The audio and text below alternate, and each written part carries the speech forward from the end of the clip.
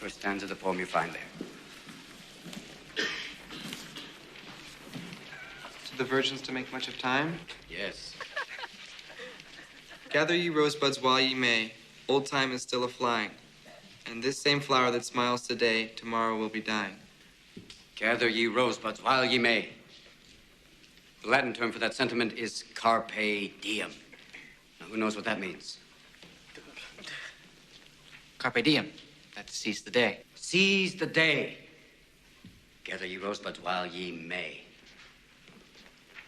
Why does the writer use these lines?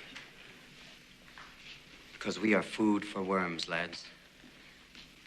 Because believe it or not, each and every one of us in this room is one day going to stop breathing, turn cold, and die. I'd like you to step forward over here and peruse some of the faces from the past. You've walked past them many times. I don't think you've really looked at them.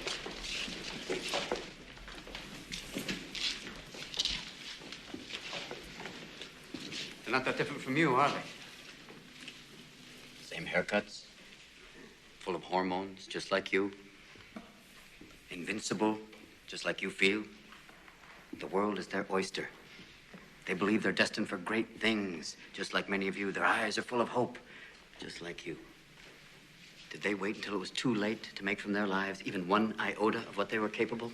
Because you see, gentlemen, these boys are now fertilizing daffodils. But if you listen real close, you can hear them whisper their legacy to you. Go on, lean in. Listen. You hear it?